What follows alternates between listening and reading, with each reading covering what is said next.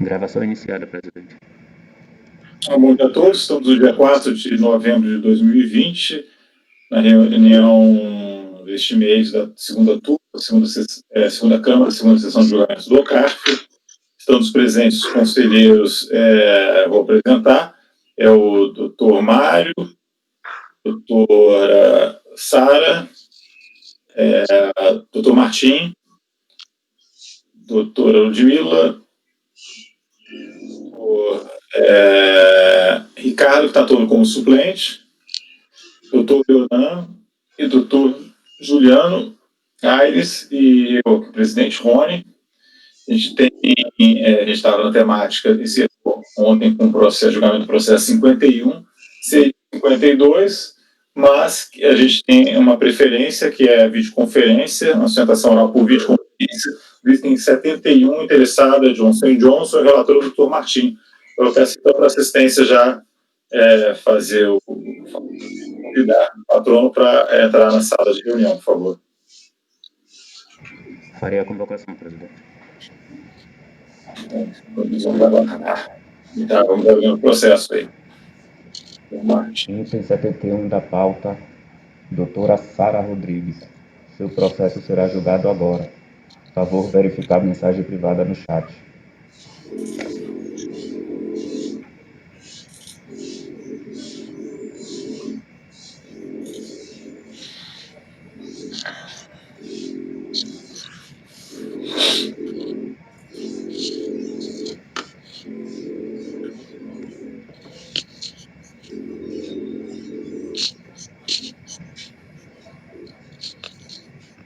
Patrono convocado, presidente.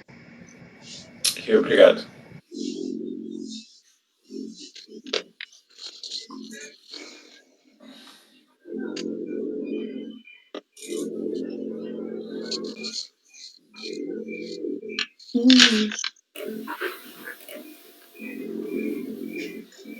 Bom dia. Bom dia, doutora Sara. Então, vamos ficar nos ouvindo bem e a gente está lhe ouvindo bem. Você está escutando, está conseguindo escutar bem? Ok. Sim, está tudo certo.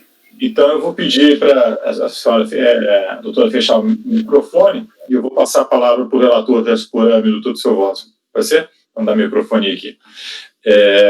Martim, com a palavra, por favor, item 71 da pauta, interessado Johnson & Johnson. Bom dia, passo a leitura então do relatório 71 da pauta, para contribuinte Johnson & Johnson, Sociedade Previdenciária. É um recurso voluntário, nos quais, na origem, os membros do DRJ terão que lugar procedente de lançamento, por bem descrever os fatos, adota o relatório da RJ de origem, assim os relatou. Trata de crédito usado pela fiscalização quando a empresa se identificada, de acordo com o relatório SCOT 24 e 26, refere-se às contribuições devidas à Seguridade Social, especificamente ao adicional de 2,5% devido pelas entidades de previdência privada abertas e fechadas, incidente sobre a remuneração paga devido ao creditado aos segurados empregados, contribuintes individuais, conforme artigo 22, parágrafo 1º da Lei 8212 de 91. Informa a fiscalização que a notificada enquadrou-se no FPAS 507, quando, por ser entidade de previdência privada, deveria ter se enquadrado no código FPS 736. No entanto, esta incorreção não resultou em diferença de contribuições devidas a outras entidades e fundos terceiros. Já que aqueles dois códigos determinam o recolhimento para o Inter, 0,2%, e para o salário de educação, 2,5%. Informa que foram recolhidas corretamente contribuições seguradas e acasativos ao financiamento dos benefícios em razão da capacidade colaborativa.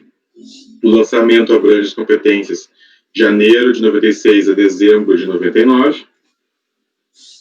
Importa o crédito lançado no montante de R$ 22.643,65. Da impugnação, dentro do prazo regulamentar, a empresa impugnou o presente crédito através do instrumento de 4052, tendo juntado estatuto, procuração e documentos onde aleguem SINs. Daí tem a questão da alegação de decadência, que argumentou que seria inconstitucional o artigo 45 do 8212. E quanto ao pedido, requereu que fosse acolhida a preliminar suscitada, julgando improcedente o lançamento. Depois houve um saneamento para a magistrada de procuração, A DRJ jurídica tem procedência da impugnação apresentada, mantendo a integralidade do lançamento. Inconformada, o contribuinte apresentou recursos voluntários, folhas 138 a 153, reiterando as alegações expostas em impugnação. Só ressaltar que o julgamento foi feito em 2007 pela DRJ e depois disso sobreveio a súmula vinculante número 8. Só para observar essa questão antes do voto. Então, feita a leitura, eu passo a palavra se o presidente permitir, né, já a patrona, contribuinte para fazer a sessão oral. Por favor, pode prosseguir. Bom dia, senhores conselheiros, senhoras conselheiras. Como bem relatado, trata-se de uma notificação de lançamento para exigência de contribuição previdenciária, em que a fiscalização ela entendeu que a contribuinte teria se enquadrado no código FPS errado. Ela se enquadrou no 507, quando deveria ter sido enquadrada no 736, por ser entidade de previdência privada. Em razão disso, procedeu com o lançamento da alíquota adicional de 2,5%, referente aos períodos de janeiro de 1996 a dezembro de 1999, incluindo o 13º salário. Além disso, ela incluiu no polo passivo como corresponsável o então presidente da empresa, na época, que era o senhor Carlos Alberto.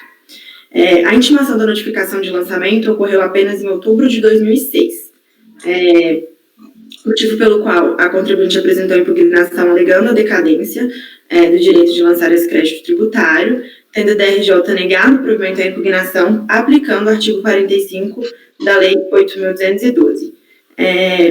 Sobre o tema, como bem trouxe o relator, o STF editou a súmula vinculante número 8, declarando que o referido normativo, o artigo 45 da Lei 8.212, seria inconstitucional, tendo em vista que os prazos decadenciais de prescrição eles devem ser definidos por lei complementar, motivo pelo qual deve ser aplicado também para as contribuições previdenciárias o prazo decadencial de 5 anos, previsto no CTN. No mesmo sentido, a gente tem a súmula CARF número 99, que determina que tem que ser aplicado o prazo decadencial do artigo 150, parágrafo 4º, também para as contribuições previdenciárias, quando há o recolhimento antecipado de qualquer uma das rúbricas, não necessariamente a rúbrica que está sendo discutida no processo administrativo em julgamento. Esse é exatamente o caso do presente caso, em que a própria notificação de lançamento ela reconhece que teve o regular recolhimento da contribuição previdenciária sobre a alíquota de 20%, tendo lançado apenas o adicional da alíquota de 2,5%. Ainda que assim não fosse, no presente caso, a decadência ela já vai ter sido configurada, quer se considere o prazo de acordo com o artigo 150, parágrafo 4º, quer se considere o prazo de acordo com o artigo 173, inciso 1 do CTN. Caso assim não se entenda pela decadência, a contribuinte ela entende que o corresponsável ele não pode continuar como solidário no presente processo administrativo, tendo em vista que a solidariedade só deve operar quando estão previstos os requisitos do artigo 135 do CTN, ou seja, quando os atos são praticados com excesso de poder, infração à lei ou ao estatuto, o contrato social da empresa, o que não é observado no presente caso, inclusive não foi trazida qualquer alegação nesse sentido na notificação de lançamento. Posto isso, o recorrente pugna pelo provimento integral do recurso voluntário, sendo cancelada a notificação de lançamento tendo em vista a ocorrência da decadência, caso assim não se entenda que seja afastada ao menos a solidariedade do presidente da empresa. Obrigada. Professora, obrigado. Vou passar a palavra para o relator, então, proferir seu voto, por favor.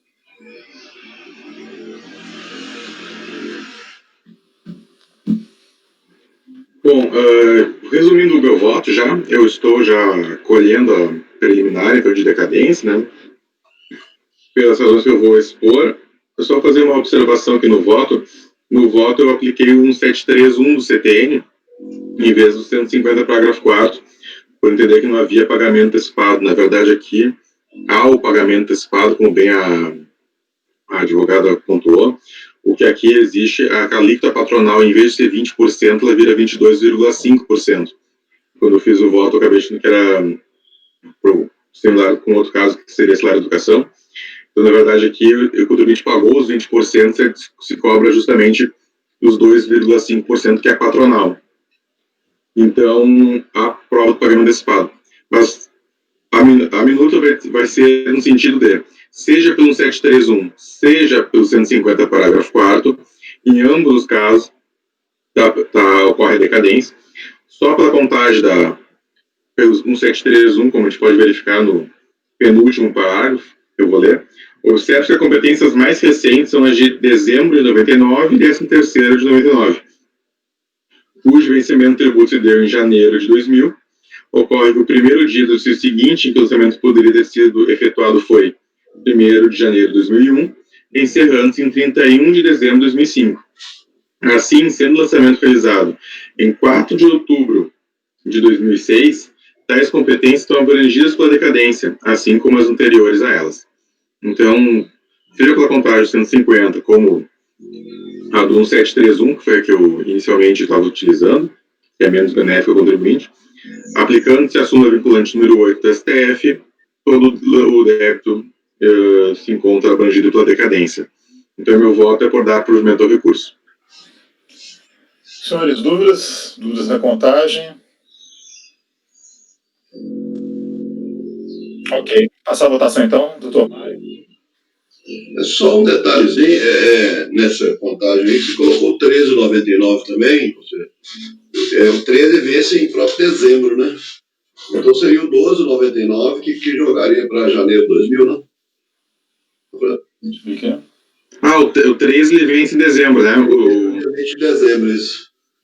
Então seria só o 12,99 que a contagem estenderia para 01/2001, tá. 2005. Tá, ok. Bem lembrado. É porque ele venceria 31/12/2004, o 13,99. No mais, eu acompanho o voto do relator, presidente. Ok, é só a correçãozinha ali do 13, né? Tá. Observado. Sara, por favor. Eu acompanho o relator. Ludmila. Também acompanho. Ricardo. Acompanho o relator. Jonan. Acompanho o relator, está muito bem posto a questão aí. Juliano. Acompanho o relator, presidente. Me acompanha, então foi dado provimento ao recurso, doutora. Tá. Obrigada, bom dia. Bom dia para você, tchau, tchau. Vou passar então aqui a voltar para a ordem da pauta, né, que a gente tinha encerrado aqui o item 51, Francisco Donato Neto, e de relatoria do Dr. Hermes, e vamos passar a pauta de ontem, tá, que está ontem à tarde, ainda terminando a tarde de ontem, com o processo do interessado Iri Hércules Guimarães. O item 52 da pauta, já passa a palavra para o doutor Mário. Obrigado, presidente. Bom dia novamente a todos. Esse processo aí do senhor Iris Hércules trata-se de uma glosa de lançamento do livro Caixa. Ele apurou, com base no livro Caixa, como substituto de serviço notarial. E foi considerado foi decidido pela impossibilidade, tanto pela autoridade fiscal lançadora quanto a julgadora também. Então, a audifração do IRPF decorre da dedução devida de despesa da livro Caixa.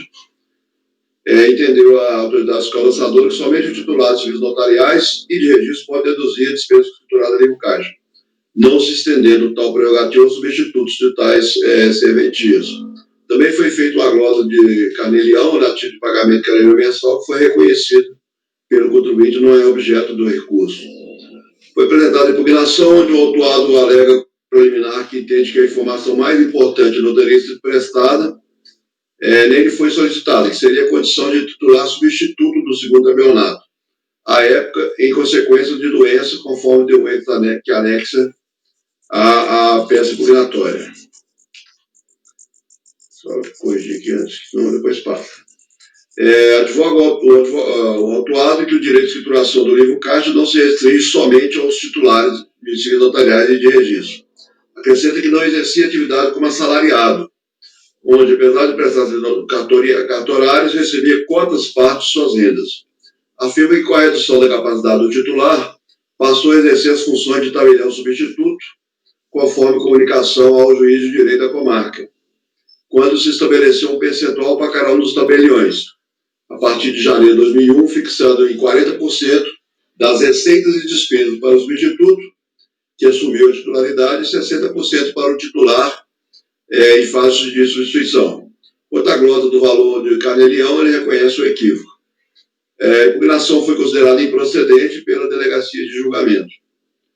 Foi apresentado recurso onde ele volta a advogar que o direito de situação do livro caixa não se restringiria apenas ao titular do serviço notarial, estendendo-se também ao caso da substituição por ele exercido com os mesmos argumentos apresentados na impugnação. Passo por voto, presidente. Baseou-se o autuado na permissão legal de dedução pelos titulares notariais de registro, de despesas de custeio pagas necessárias à percepção da receita e a manutenção da fonte pagada produtora, por entender que tal prerrogativa seria extensiva aos substitutos de tais serventias.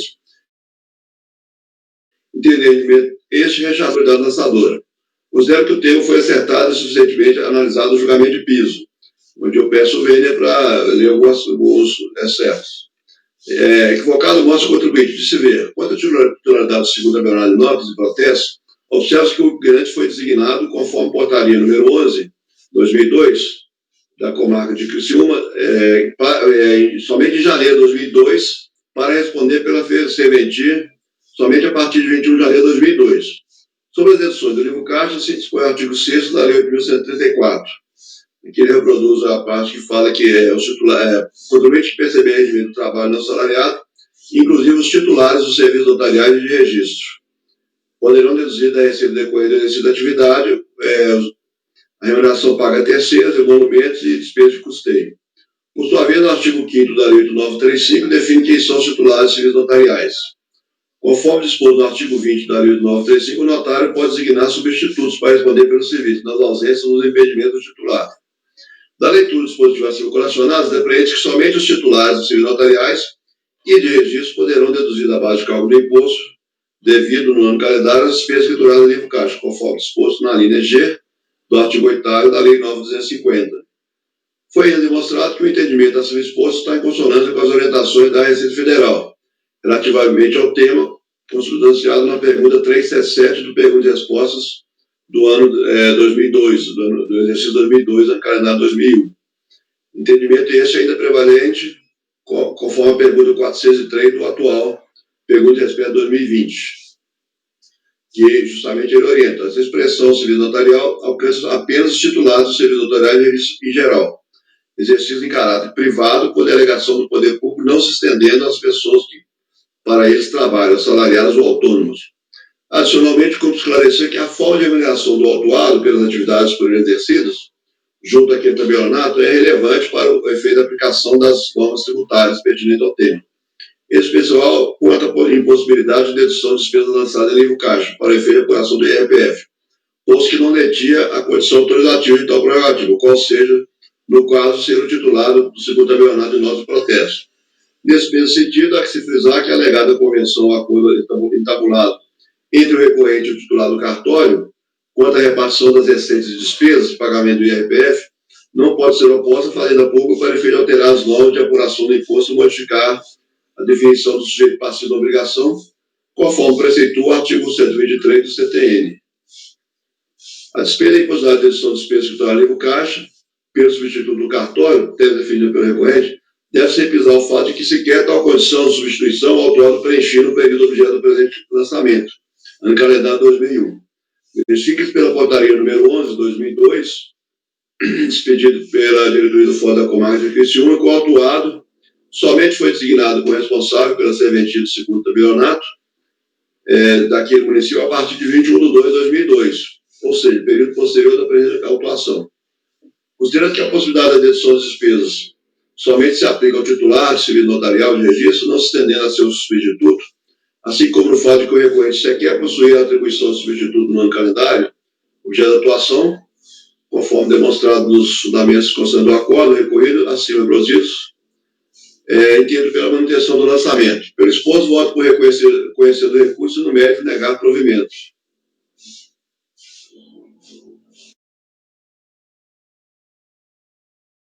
Mário, tem uma questão aqui, ele foi... Eu não sei se você... Eu acho que é interessante você dar uma olhada tem uma solução de consulta da Receita 127 de 2020, agora de setembro de 2020, tá? E a solução de consulta 127 de 2020, e antes dela tem a solução de consulta COSIT 55 de 2017. Anotou os números? E elas dão um tratamento diferente do que você está dando, tá? É lógico que o julgamento da DRJ foi... Perdão, 127 de 2020? Agora de setembro, então é bem recente. E a outra? E solução de 55 de 2017, tá?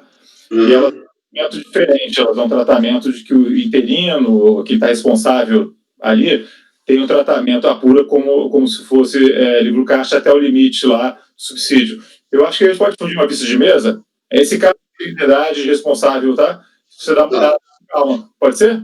Eu só replicando um pouquinho, eu conheço essas soluções, agora você me lembrou. Esses são os casos em que o sujeito perde o cartório, falecimento, por exemplo. Atualmente é caso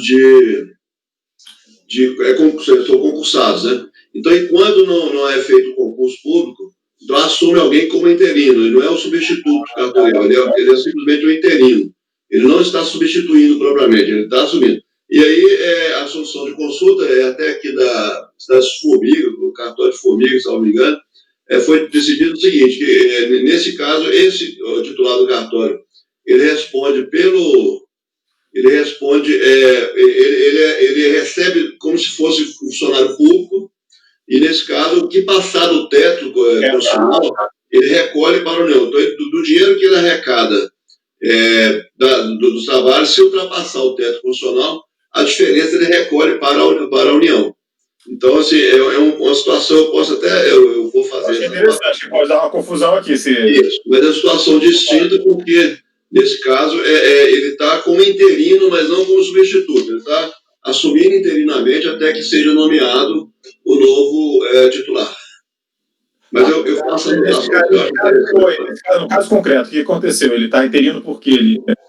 Ele é filho do titular. O titular está acometido de doença, né, e incapacitado. Então, ele foi nomeado, ele era o substituto já designado pelo titular, e depois ele foi nomeado lá pelo Comarca, mas no ano seguinte também, 2002, mas sempre como substituto do titular, não é interino.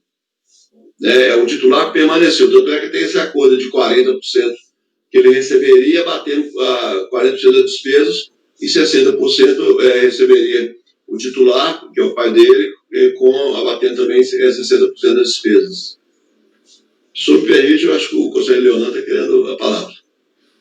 Claro, Leonardo, por favor. Mário, quando no relatório você bem consigna que o juiz de direito responsável pela fiscalização do cartório, ele meio que nomeia ou coloca lá o substituto, não teria uma interinidade aí nessa questão? Porque foi um ato do juiz, não foi um ato de subdelegação do próprio tabelião. Pelo que eu estou entendendo aqui, o tabelião ficou sem capacidade, é o que eu estou entendendo da leitura, e aí veio um ato do juiz e colocou ele lá como interino. Apesar de falar de substituto. Foi um ato oficial, não foi aquela... Porque o tabelião ele pode nomear quantos substitutos ele quiser. Porque é muito serviço, ele não fica lá no dia a dia, e ele vai nomeando ao bel prazer. Nesse caso aqui, me parece, pelo reporte, que houve um ato judicial, não judicial, um ato administrativo da autoridade judiciária, responsável pela fiscalização do cartório, dando aquela condição. Eu acho que a situação é diferente, eu acho que a situação se reporta ao que Rony vinha falando da questão daquele outro ato que fala da você está reportando como interinidade, está qualificando como interinidade.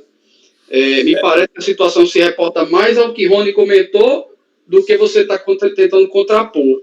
Eu só fazendo um apontamento aqui, não estou nem eu não senti nem outro, né? Mas realmente na solução de consulta ela tá colocando que os rendimentos... Vou ler para vocês aqui a ementa, né? Os rendimentos oferidos pelo tabelião ou pelo registrador, mesmo na condição de interino responsável pelo expediente ser investida, enquanto essa não for provida. Então, realmente, parece uma situação que é específica para aquelas que estão vagas, né? Assim, né? Não há um provimento específico para alguém. Aí a gente está a situação aí não é bem essa aqui, tá? Agora, se pode se adequar o raciocínio, aí é outra história, tá? Mas as soluções específicas, duas foram para essa situação de não provimento. E aqui não é o caso, aqui há um provimento, só que está temporariamente sem condições de exercício do cargo o tabelião titular, né? Então, aí está alguém assumindo esse encargo, né? Por conta de uma designação. Mas realmente a situação... acho que seria interessante que o Mário, né, fizesse o apontamento das soluções de consulta, até para não gerar uma confusão, né? Veja que a Receita Federal reconhece para os casos em que não há provimento, mas o caso não é esse, é esse assado. Agora, se a gente vai dar o mesmo tratamento, é outro papo. Aí, pode falar. Tá, obrigado, José. Só respondendo o conselheiro Leonan, realmente, primeiro, exatamente isso. Não houve vacância do cargo. Tá? Esse caso de interinidade que é colocado é no caso de vacância. Nesse caso, não. O titular não foi afastado. Ele só se encontra incapacitado momentaneamente e eles preferiram manter o cartório, né? Então, essa portaria falou, designa o senhor oficial maior para responder pela serventia do cartório, o efeito do artigo. Então, ele respondeu pela serventia, mas a partir de 21 de janeiro de 2002, tá? E o lançamento era no calendário 2001. Então, ele nem sequer tinha essa designação no período, eu estou destacando isso aí também. Mas a grande diferença é que não há vacância do cartório, ele estava realmente respondendo no período de impedimento do titular, mas o titular se manteve como titular. Eu acho que a partir do ato teve uma controvérsia, mas como você disse que o ato é de 2002 e os fatos são de 2001, os fatos geradores, eu acho que discutem mais. Ok. Alguma dúvida mais? Senão vamos passar a votação, então. Acho que estão bem claros os fatos. E... Martim? Eu acompanho o relator pelo ponderado, então. Sara? Também acompanho o relator. Vila? Também vou acompanhar. Ricardo? Acompanho. Leonan? Sendo os fatos geradores de 2001 e o ato de 2002, eu acompanho o relator. Juliano? Acompanho o relator, presidente. Também acompanho. Então, ficou, por unanimidade de votos, negar provimento ao recurso, item 52. Então, item 53, pode ficar a palavra, Mário. Obrigado, presidente.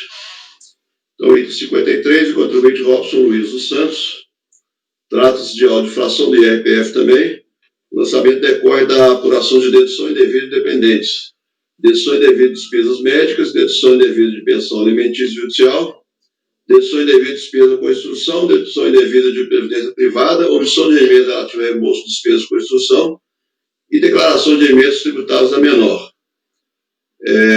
O contribuinte retificou as suas declarações dos anos de exercício 2004 e 2006, já processadas pela Receita, transmitindo retificadores com dados falsos. Foram apurados elementos inexatos falsos. Em decorrência de tais prazos, foi procedido ao lançamento com a qualificação da multa para percentual de 150% e elaborar a representação fiscal para fins penais. Esse caso aqui, só fazendo uma preleção, esse cidadão ele trabalhava nessas grandes empresas, corporações grandes, e ficou mais ou menos, ficaram sabendo lá de um contador que fazia mágica tributária. O cara resolvia o problema para todo mundo. Então ele passou lá, o contador ele foi tirar uma dúvida quanto ao recebimento de gratificações, e o contador falou, isso aqui a gente pode mudar aí, você tem direito a muita restituição. E ele entregou para ele, todos esses, 2004 a 2006, e ele mandou a declaração retificadora inserindo dependentes inexistentes, despesas inexistentes também. E ele até, no final, ele reconhece tudo isso, e ele questiona no recurso a qualificação da multa. Tá? Só adiantando um pouquinho. Então, na impugnação, ele alega dupla tributação, não consegue a omissão de reembolso de despesa com instrução. Isso aí é porque a empresa reembolsa ele declarou, isso foi afastado no julgamento de piso. O resto foi mantido. Contesta a elaboração da representação fiscal, sob o argumento que teria sido vítima de um contador contratado pelo autuado por intermédio de um colega de trabalho e teria apresentado as declarações retificadoras com as inconsciências apuradas sem o seu conhecimento. Sem contestar as demais infrações, questiona apenas os critérios de cálculo do jus de mora e contesta a multa aplicada. Seu argumento de natureza confiscatória requer a identificação do percentual de 20%. Após o prazo de 30 dias para apresentar a pugnação e antes do julgamento de piso, ele apresenta a denúncia apresentada, ele junta a denúncia apresentada junto ao CRC do Rio de Janeiro contra o contador que alega ter procedido à retificação de suas declarações. A impugnação foi julgada procedente em parte e foram excluídos do lançamento os valores relativos a reembolso de despesa com instrução dos anos calendários 2004, 5 e 6. No recurso voluntário, ele informa que não contesta as glosas levadas a cabo relativas às decisões indevidamente declaradas, nem sua responsabilidade frente ao erário, como entende ser reduzido no acordo enfrentado. Porém, surge contra a multa aplicada no patamar adotado, postulando sua redução, com base no artigo 112, terceiro do CTN. Acrescenta que procedeu ao parcelamento do imposto apurado no valor de 37 mil. Retém os argumentos contra a propriedade da elaboração da arrebentação fiscal e volta a questionar os critérios das multas de mora, do juros de mora e a aplicação da multa de 150%. Ratifica a alegação de que teria sido vítima de um contador, contratado pelo autuado por intermédio de um colega, devido a dúvidas quanto à correta forma de declaração de valores recebidos a título de participação nos lucros. Profissionais que possuem reputação de ser altamente qualificado, o qual informou ter o direito de retificar os últimos anos de sua declaração, pois tinha declarado errado e teria direito à restituição de IR, tendo por esse trabalho cobrado um valor determinado para cada ano retificado.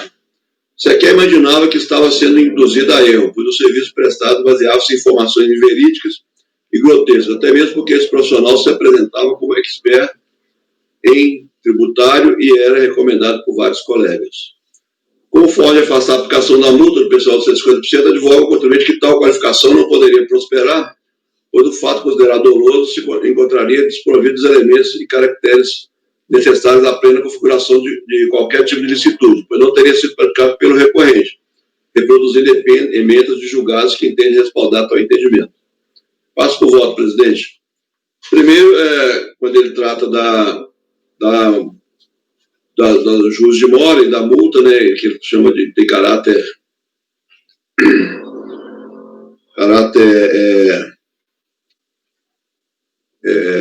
expropriatório, né? Eu estou citando a súmula CARF 2, corrigir já. O CARF não é competente para se pronunciar. Não, aqui é a representação fiscal subsidiária, a súmula 28 mesmo. Então, eu estou dizendo que nós não temos competência para avaliar a representação. Argui o recorrente sem justificada a aplicação da multa qualificada de 150%, pois do fato considerado doloso se encontraria desprovidos elementos e caracteres necessários à plena configuração. Eu estou lembrando aqui que as decisões judiciais e administrativas que ele acostou aos autos não são oponíveis nesse julgamento, e considero que o tempo foi bem acertado, isso vem planejado no julgamento de piso, e reproduzo parte do julgamento e eu volto abaixo aqui.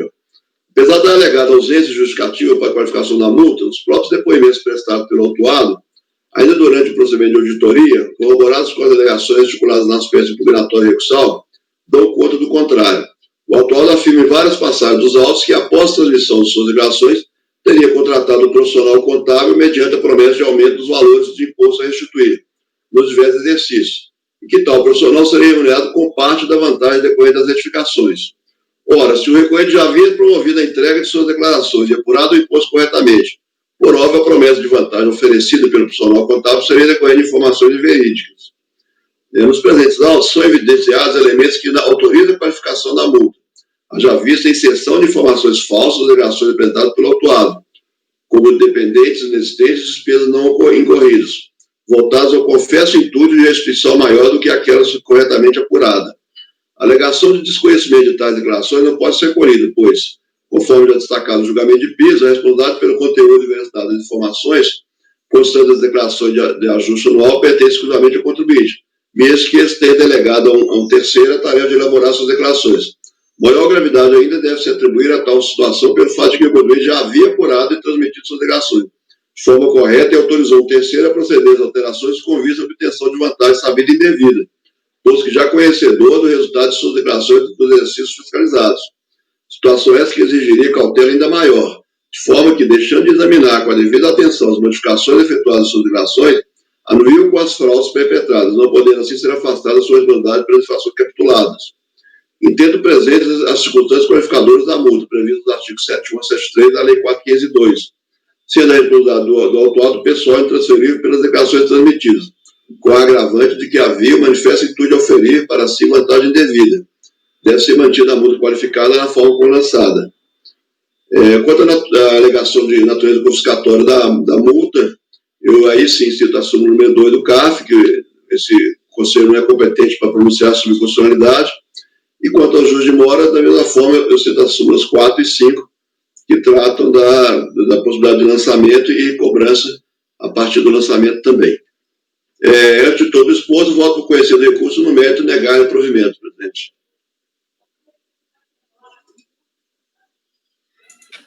Ok. Alguma dúvida? Alguma questão? Eu só estou lendo o termo de verificação aqui para ver como é que está feito essa qualificação. Só um minutinho. Claro.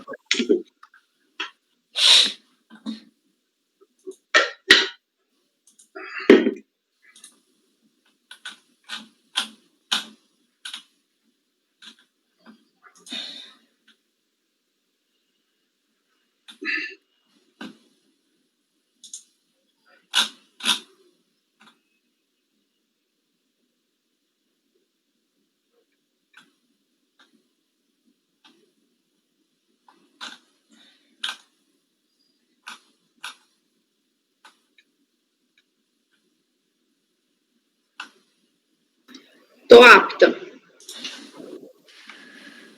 Passar a votação, então. Martim? Acompanho. Sara? Também acompanho. Ludmila? Eu acompanho também. Ricardo? Acompanho o relator. Leonan? Acompanho o relator. Juliano? Acompanho o relator, presidente. Também acompanho.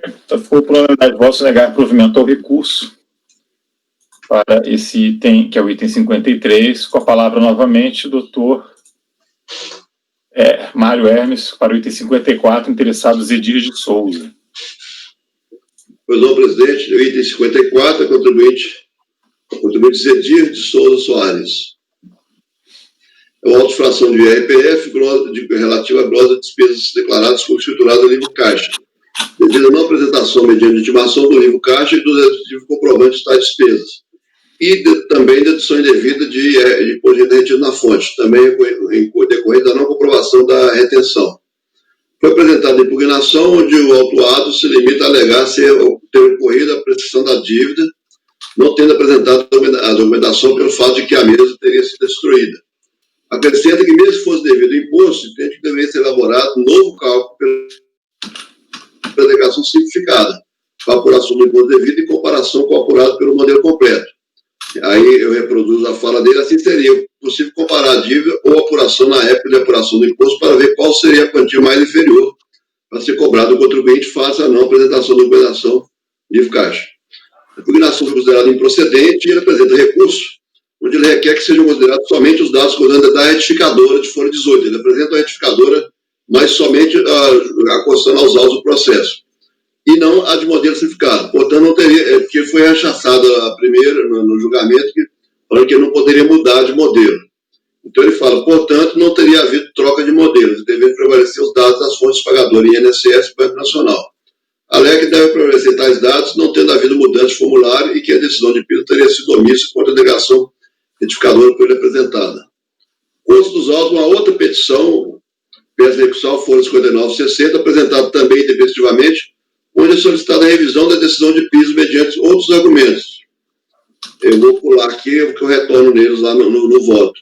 Ao final, solicitada a retificação do lançamento devido a erro cometido pelo recorrente no preenchimento de sua declaração. Passo para o voto, presidente. O recurso apresentado, conforme relatado em sua impugnação, o contribuinte limita-se a alegar a prescrição dos créditos tributários e solicitar a troca de formulário de sua declaração, da apuração com base no formulário completo para o simplificado de forma a gozar do desconto aplicado. Solicitação essa rejeitada no julgamento de piso, tendo em vista que a opção é irretratável e se perfaz quando o contribuinte opta pela entrega pela entrega da declaração. Ocorre que no recurso apresentado, o autuado inova totalmente em seus argumentos de defesa, trazendo alegações que não foram apresentadas quando da impugnação. Nesse termos, deve ser considerada não impugnada a matéria que não tenha sido expressamente contestada pelo manifestante, preclude tal direito de defesa trazido somente ao recurso voluntário, visto que o limite da lista circunscreve aos termos da impugnação. Aí eu esclareço que era dever do autuado já no ensejo da impugnação municiar sua defesa com os elementos de fase de direito que entende suportar suas alegações. Novos argumentos apresentados somente na fase de execução não devem ser apreciados, vezes que não foram objeto de análise, julgamento pelo julgador de piso. E também não pode ser considerada a declaração edificadora que o contribuinte acosta somente aos autos. Além de tal declaração não ter sido transmitida à base de dados da Receita, deve-se salientar que a partir do início do processo fiscal, o contribuinte perde espontaneidade. Ante o exposto, voto por conhecer parcialmente do recurso somente quanto aos argumentos da solicitação de consideração da declaração edificadora e no mérito para negar o provimento.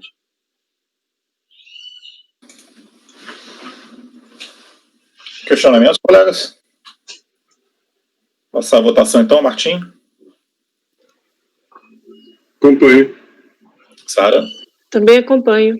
Mila? Ricardo? Acompanho o relator. Leonan? Acompanho o relator. Juliano? Acompanho o relator, presidente. Eu vou acompanhar.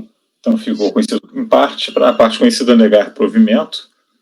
E passamos, então, ao item 55 da pauta. Ainda com o doutor. Ok, presidente. Obrigado, presidente. Então, todo mundo me vendo, que eu só vejo o presidente.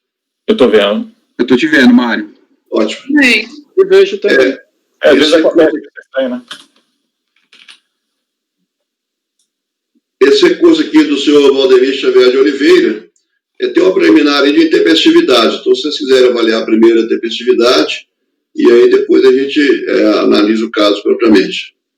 Eu estou reproduzindo aí, a ciência foi 6/10/2010, a folha 31, e o recurso foi interposto dia 8/11/2010.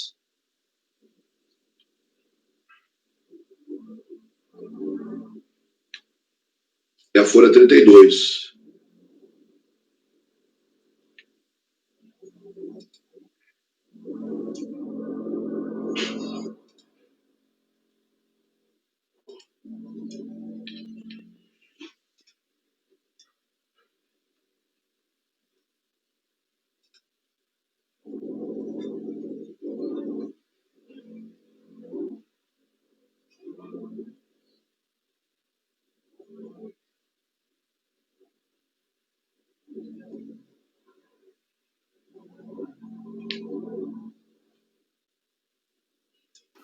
Qual que é, Mário? Agora eu consegui abrir os autos aqui. Tá, folha 31, o AR, 6/10. Tá. Aham. Folha 31, que é o AR. 10, aham, e O 8/11. o recurso 8/11. Tá, ele tá pertinho. Vamos olhar aqui direitinho. Tem que ter calma aí.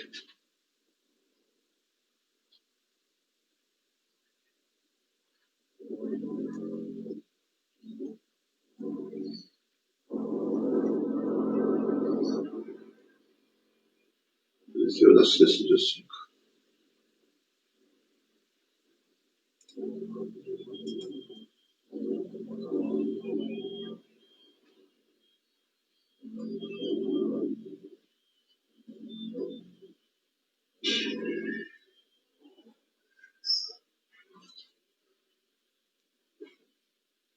Tá intempestivo. Tá intempestivo.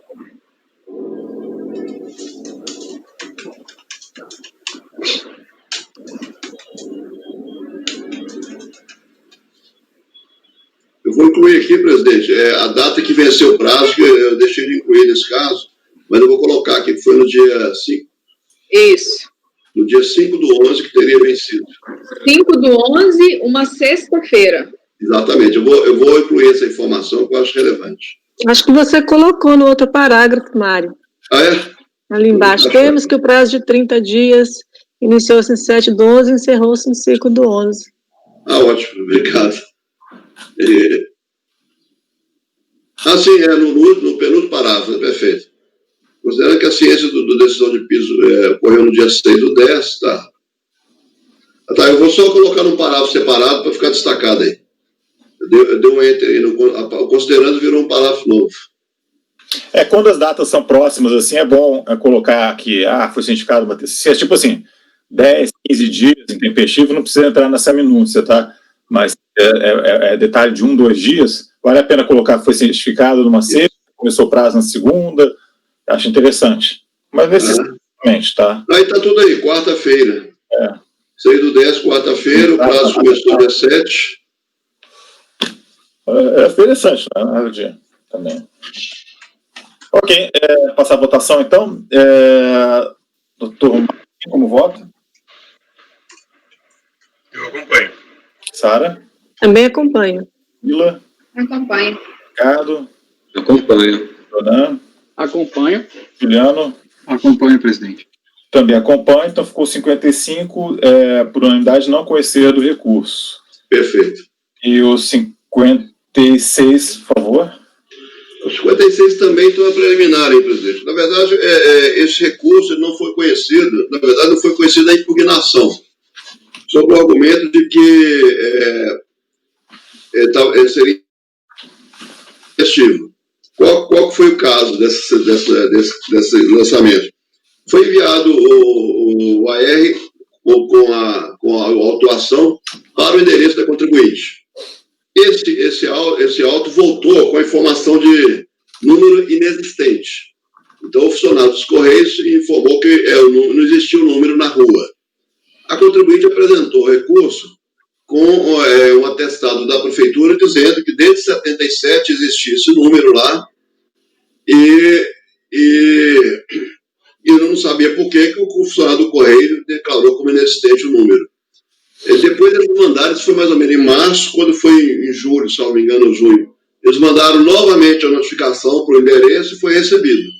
Mas antes disso, tinha sido feito um edital. Então, antes dessa nova notificação, que eu não sei, não se explica por quê, foi feito o edital e contou-se o prazo do edital. A contribuinte apresentou a impugnação dentro dos 30 dias dessa nova notificação que ela recebeu, mas foi considerado intempestivo contado do prazo dos 30 dias a partir do 15º dia de publicação do edital. E a contribuinte volta a apresentar documentos, ela traz essa declaração da prefeitura, declarando existente o número, ela traz uma guia do ITBI que foi pago, que ela logo 2 meses depois dessa suposta declaração do Correios, ela fez a transferência, pagou o ITBI daquele bem, com o número correto, com o número que existente já desde sempre, e também tem mais, a própria intimação que foi mandada 3 meses depois foi recebida no número. Então, só adiantando o voto aqui, eu vou ler um pouquinho mais as fundamentações, eu estou entendendo que essa informação do lado do Correio não sustenta. Então, estou propondo cancelar o julgamento de piso para que seja analisado a impugnação. Pode passar para o voto, então, doutor. Ok. Então, vamos lá. Em que pese os argumentos de mérito articulados pelo contribuinte, a análise para recurso deve se ater exclusivamente à questão da intempestividade declarada pelo julgador de piso. Conforme relatado, os argumentos apresentados pelo então impugnante quanto à inveracidade da informação prestada pelo agente dos Correios para efeito de afastar a suposta intempestividade de sua impugnação foram considerados suficientes no julgamento de piso, pelos seguintes motivos. Eu vou refutá-los depois. Quando aponta tal fundamentação, advoga ao recorrente que seu endereço existia ao tempo da notificação de lançamento, e ainda existe, sendo que o fato de o agente dos Correios informar sua inexistência não deve subsistir, pois tal informação seria totalmente desarrazoada. Acrescenta que a informação de endereço inexistente decorre de fato e razões alheias à sua vontade, por ato exclusivo de terceiro, agente dos Correios que informou por razões ignoradas a não existência do endereço informado na DIPF, cuja prova contrária se fez ainda na combinação por meio de anexação do boletim de cadastro imobiliário do município de Nova Santa Rosa, juntamente com o recurso foram anexados relatório de ficha de lançamento do ITBI, a folha 59, atribuída à Prefeitura de Nova Santa Rosa, impressa em 20/7/2010, o lançamento é exatamente de 2010, essa data aí, consta em tal relatório a informação de pagamento do ITBI, em data de 29 de nove de 2008, relativa à operação de transmissão do imóvel do cadastro 832, da inscrição tal, e referente ao número 31 do logradouro Rua Ibiretama, daquele município. E a transmitente é a própria contribuinte. Boletim de cadastro imobiliário, dando conta de imóvel localizado na Rua Ibiretama, número 31, com área de 700 metros. Declaração emitida pelo Departamento de Tributação e Cadastro da Prefeitura, dando conta, entre outras informações, da existência do endereço relativo ao imóvel localizado na Rua Ibiretama. Entendo que os documentos a serem relacionados, os quais possuem vinculação direta com a questão objeto de litígio, devem ser acatados, pois que apenas complementam informações já prestadas à impugnação. Consta na folha 7 e 8 o boletim de cadastro imobiliário emitido pela Prefeitura do município, né, datado de 77 e revisado também em 77, que dá conta da existência do cadastro de número tal do imóvel situado na Rua Ibiretama, número 31. Documento esse não considerado do julgamento de piso, por se entender que, apesar de constar a existência do endereço na Rua Ibiretama, número 31, não é suficiente para desqualificar a tentativa de entrega da notificação de lançamento por via postal. Entendeu-se que, para demonstrar que houve erro do responsável pela entrega da correspondência, a contribuinte deveria apresentar prova cabal da existência do endereço, informada em sua declaração, tal como a apresentação de uma declaração emitida pela Prefeitura de que, na época do envio da notificação, existia o número 31 na rua. A informação do agente dos Correios foi prestada em 24 de 2008. Ocorre que, juntamente com o recurso autuado, deixa eu só ligar aqui. Juntamente com o recurso, a autuada apresentou o documento relatório de ficha de lançamento do ITBI, onde consta o pagamento de ITBI em data de 29 de 9 de 2008, ou seja, no mesmo ano, né, relativo à operação de transmissão de ITBI do imóvel situado na Ibiretama 31, sendo transmitente a prova recorrente, constando discriminado o valor territorial e o valor predial do referido imóvel. Temos assim que consta nos autos a existência de um imóvel cadastrado no multicitado endereço em 19 de 10 de 77. Imóvel esse que, em 29 de 9 de 2008, foi objeto de operação de transferência com pagamento de ITBI. Entretanto, em 24 de 4 do mesmo ano de 2008, ou seja, apenas 5 meses antes de sua transferência, foi informado por agentes Correios a inexistência do número relativo a tal imóvel, na Rua Ibiretama, ou seja, há evidências de existência do endereço desde 77 até pelo menos 27 de 2010, data da declaração da Prefeitura quanto à sua efetiva existência. Ocorre que há mais um fato que atesta a existência do referido endereço em data próxima da primeira tentativa de notificação. Traz o documento de folha 20, comprovando de entrega, dando notícia de efetivo recebimento pela contribuinte em data de 8 de 7 de 2008, da mesma notificação de lançamento. Notificação essa enviada ao mesmo endereço da primeira tentativa, qual seja, Rua Ibiretama 31, na cidade de Nova Santa Rosa. Baseado nas constatações acima apontadas, em especial nos novos documentos trazidos juntamente com o recurso, não obstante a informação prestada pelo agente dos Correios, de que não existe o número, entendo que a autuada trouxe aos atos elementos suficientes que eu comprovo, à época da primeira tentativa de notificação, a existência do endereço informado em sua declaração. Nesses termos, tenho como indevida a intimação ocorrida por meio do edital, devendo ser reputada, para efeito de contagem de prazo de apresentação de duração, a data de ciência da notificação de lançamento constante do comprovante de entrega de folha 20, qual seja 8 de 7 de 2008. Considerando que a impugnação foi protocolizada em 25 de 7 de 2008, tem-se por tempestiva.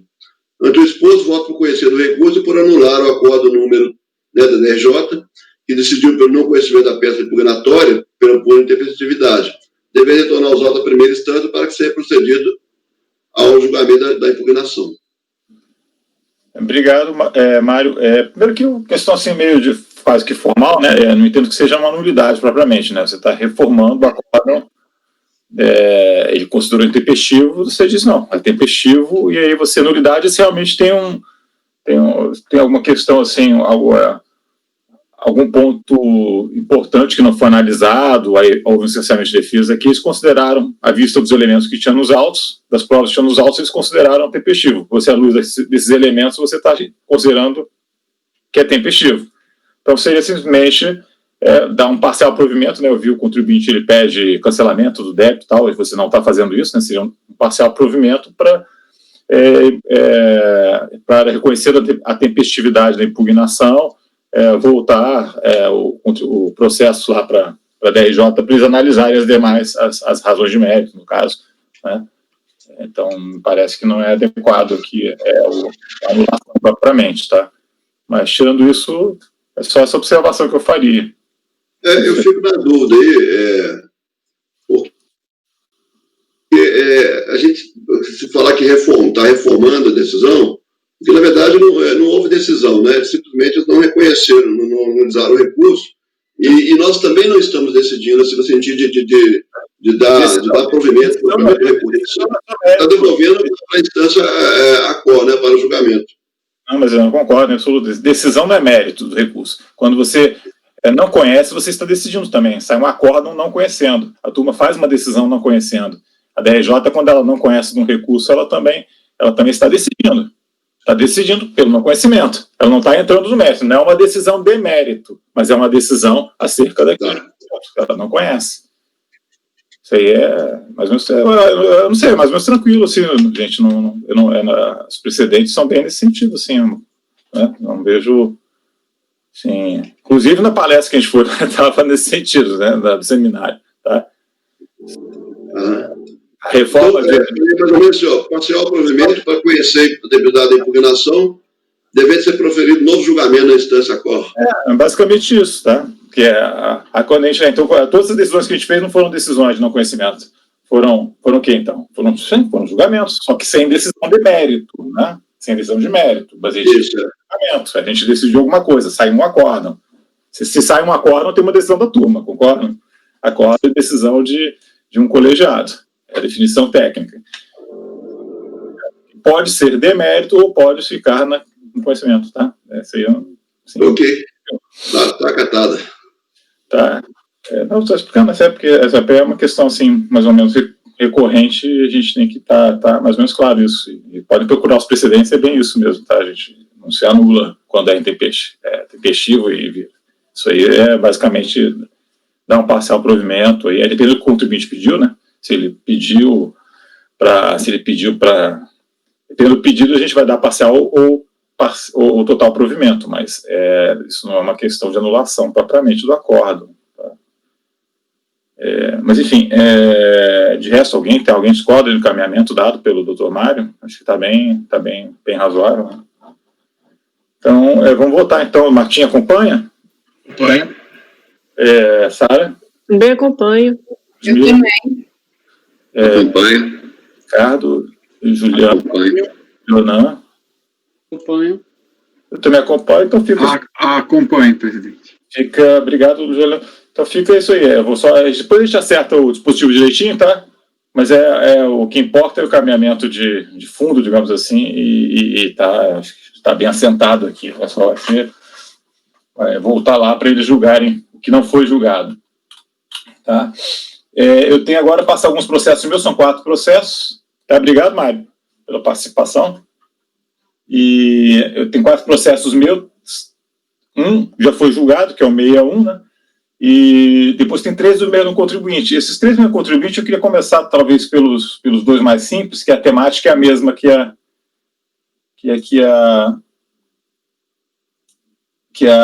gente acabou de ver, de intempestividade de impugnação, que é o 57 e 58, tá? Embora o encaminhamento acabe sendo o 50, desculpa, é o 58 e 59, desculpa. 58 e 59, o encaminhamento é o mesmo, e também versam sobre intempestividade da impugnação. Eu vou ler, é bem curto, mas é encaminhamento mais ou menos simples. Puxando a pessoa física, o interessado, Maurício, vou começar por 58, tá, gente? O contribuinte, a impugnação não logrou êxito, porque foi considerada intempestiva. Está o acórdão aí. E ele diz simplesmente que na época ele estava viajando. Então, isso teria prejudicado a sua ampla defesa e pede anulação do acórdão. Né? E apreciação pela DRJ do mérito e tal. E no caso aqui já passou o voto, ele foi cientificado do lançamento em 11 de agosto, E aí ele disse que a intimação ao porteiro não foi válida porque ele estava viajando na época, e que seria considerar a data de regresso dele do país, que seria a data da intimação. E eu estou, né, colocando aí os regulamentos do PAF, a súmula, a questão de violação a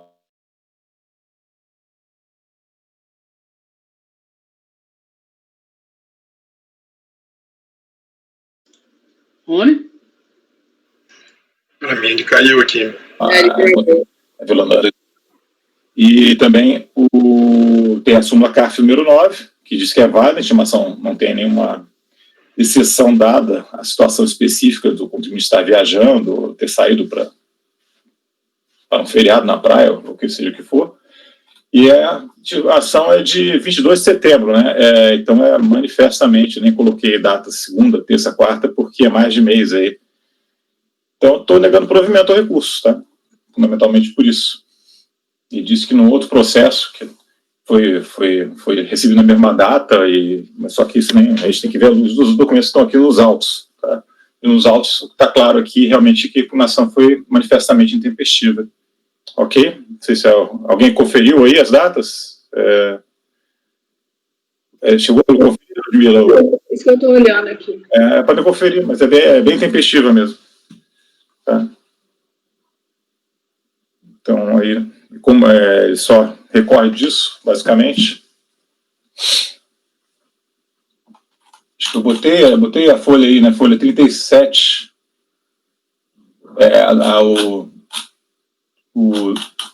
A data de ciência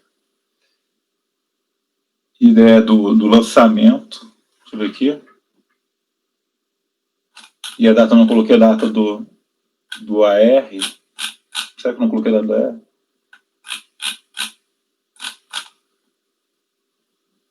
Acho que não coloquei a data do AR. Falha minha aqui.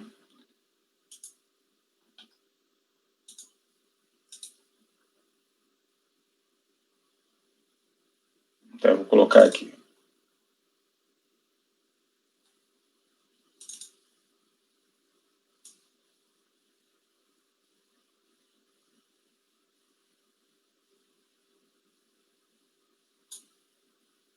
A data do lançamento está aí, né? A data da impugnação também está aí. Tá tudo aí.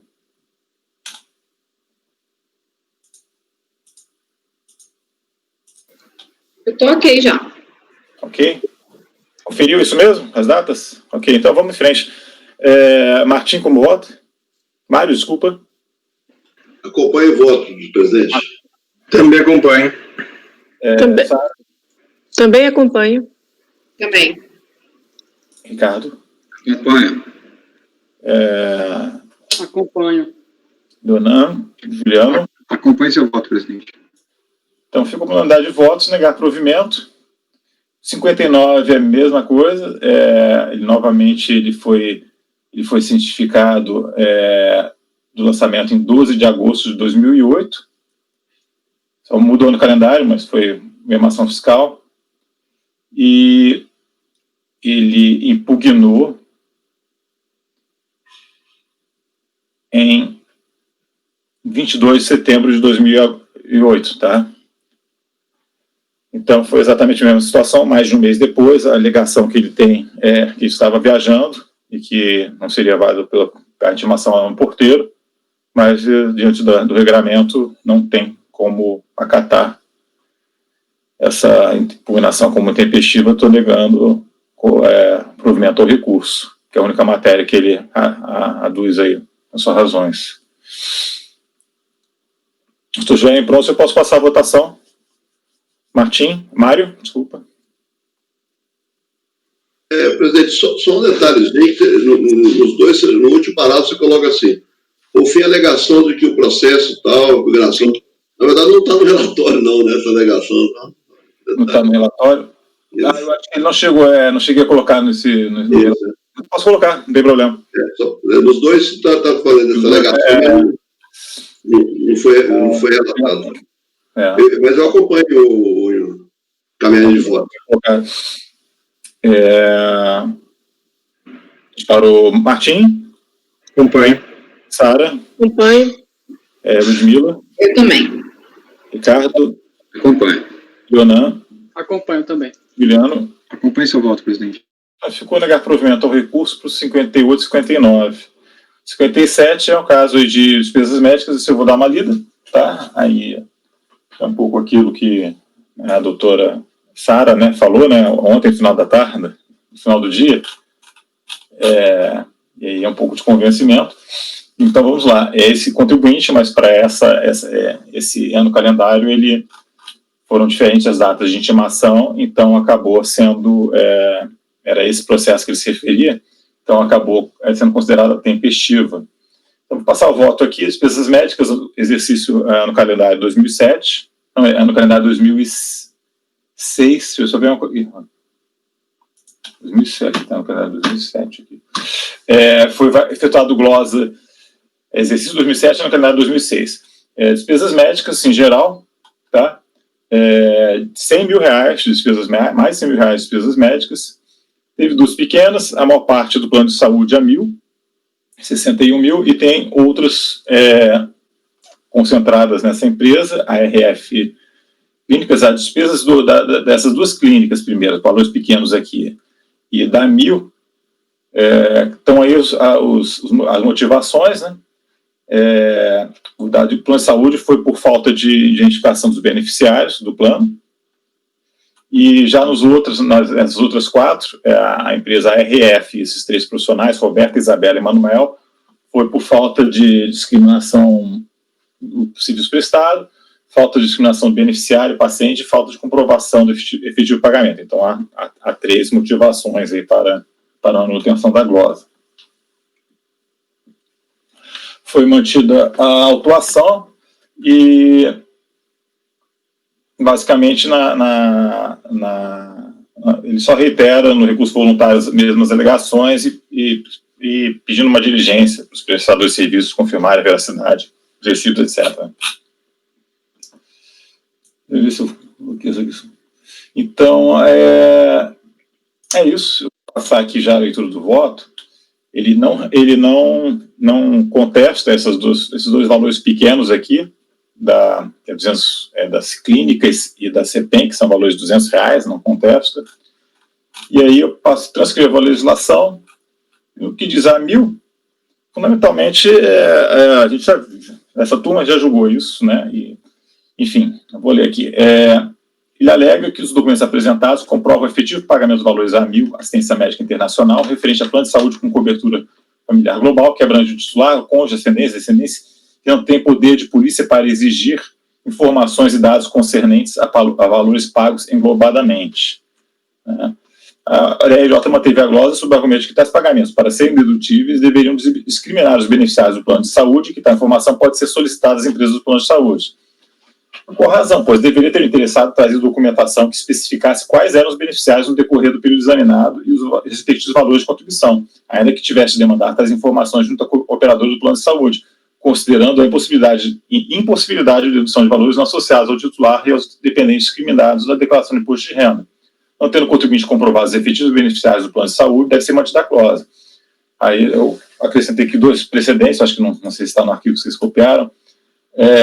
Nesse sentido, vejo entre outros precedentes acordos de números 24.02.006, bom, são muitos precedentes, né? Só citei só dois aqui. Maio de 2018, eu estou aqui dessa turma de agosto de 2017. Tá? Porque os planos, eles, aí para quem não sabe, evidentemente os planos eles possibilitam a inclusão de dependentes, em tese, muitos possibilitam, pode ser sobrinho, pode ser tio, e que não coincidem com os beneficiários considerados dependentes isso é um ônus do contribuinte de especificar para demonstrar que aqueles beneficiários do plano de saúde coincidem com os que são considerados dependentes para a legislação de imposto de renda para que ele possa deduzir. E se o plano de saúde só apresenta um comprovante global, evidentemente aí é o ônus dele pedir um comprovante discriminado. Tá? Isso é mais pacífico aqui na jurisprudência do CARF, esse entendimento. Tá? E aqui tem os comprovantes outros que aí foram glosados por falta de efetivo pagamento e das formalidades. Ele alega que as notas fiscais de recibos apresentados, estão aí as folhas 26 e 50, para quem quiser examinar, comprovam o efetivo pagamento e estão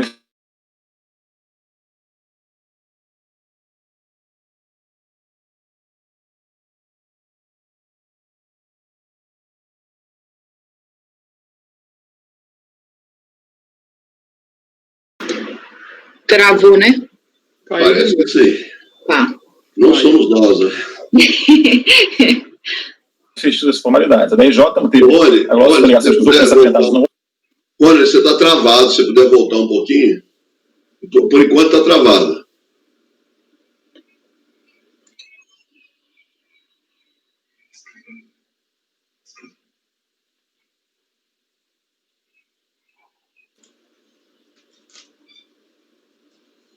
Eu estou lendo aqui de toda sorte, mas tá.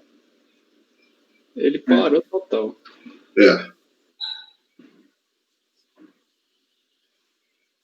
E eu acho que deve ser até problema na internet dele mesmo, porque a mensagem do WhatsApp... Onde? Aí, voltou. Ah, voltou? Bem no começo. Agora que voltou. Ele parou onde? Parou em ARF Clínica Diagnósticos Limitada, bem no início. Está travado novamente. Travou de novo, ele não vai escutar, não. Olha um sorriso lá. Põe.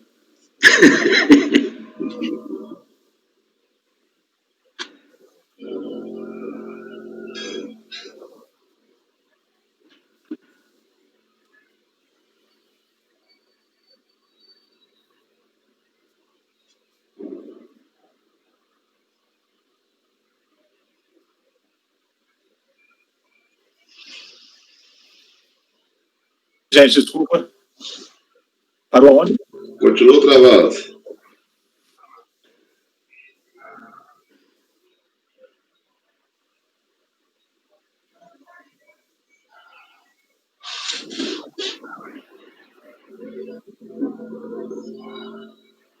Travou de novo. Agora eu estou vendo vocês, mas só... Tá. Estabilizou.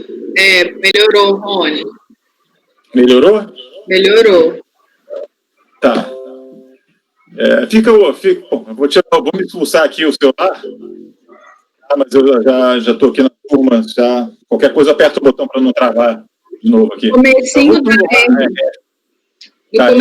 RF. Estabilidade da rede mesmo. Eu vou aqui a RF Clínicas e Diagnósticos, né? Então, estão nas folhas 26 a 50, estão aí os documentos.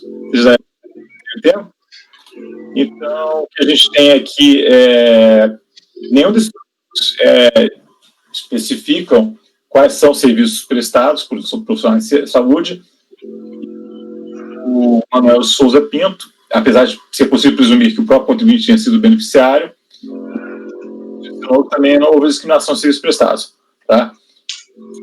Então, acho um ponto forte. Mas ainda tem que o contribuinte não comprovou a realização de qualquer pagamento vinculado às despesas médicas gozadas, exceto o plano de saúde, despesa a qual, como visto, não foi acatada por motivos diversos.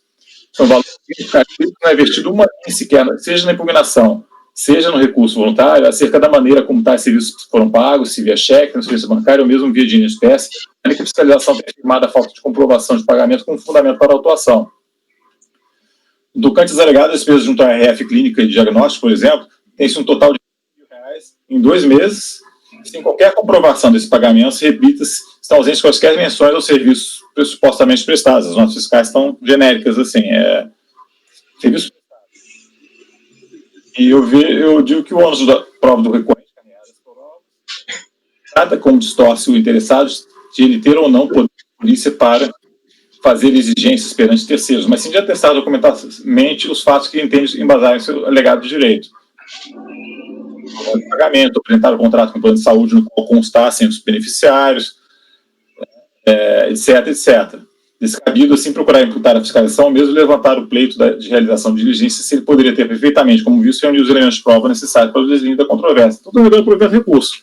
Os valores dos recibos envolvidos, tudo 1.000, 2.000, 5.000, e sem ele, não realmente ele já trouxe o que tinha que trazer, e então, e é isso, tá?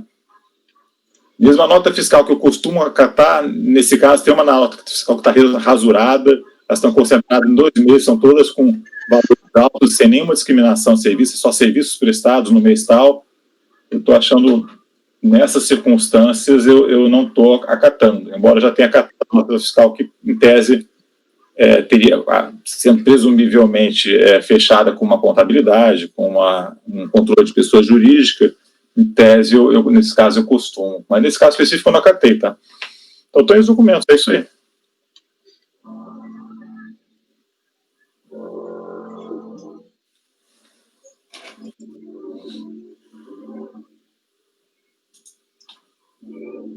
Se tiver dúvida, eu vou passar a votação, gente. Mário, como vota? Eu acompanho o voto do presidente. Martim? Eu me acompanho. Sara? Também acompanho. Ludmila? Também. Ricardo? Acompanho. Leonan? Acompanho também, presidente. Juliano? Acompanho seu voto, presidente. Então, ficou negar provimento para o item 57. E vamos passar para o 60, que é um de tabelião também. Ô, Rony, não sei se você já acertou, só no relatório, você colocou exercício 2006, não sei se você já acertou, né? Tá certo. Obrigado. É sempre bom chamar a atenção mesmo, que não dá problema depois.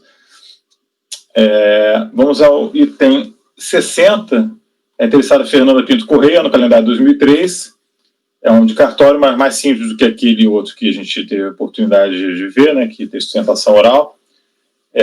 Cartório de Delegacia de Belo Horizonte, J de Belo Horizonte, considerou aí, manteve exercício no calendário 2003, no calendário 2004, dedução devida de despesas de livro caixa.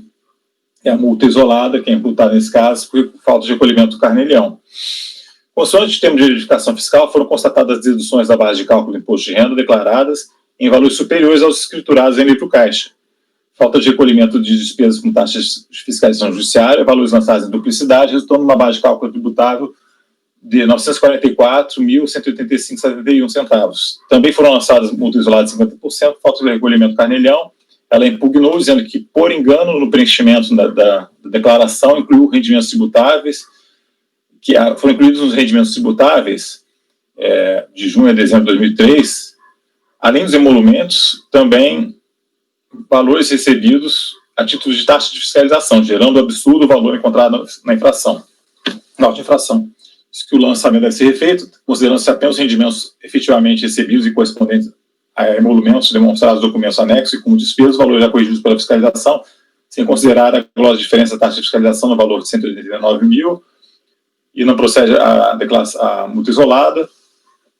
A DRJ e reconhece como devido o imposto de renda pessoa física lançado no valor de 308.899,22, conforme demonstrativo de folhas 265, incluindo tais valores em parcelamento administrativo. Tá? Então, ela reconhece parte do valor devido. Tá? E no que restou litigioso, foi mantida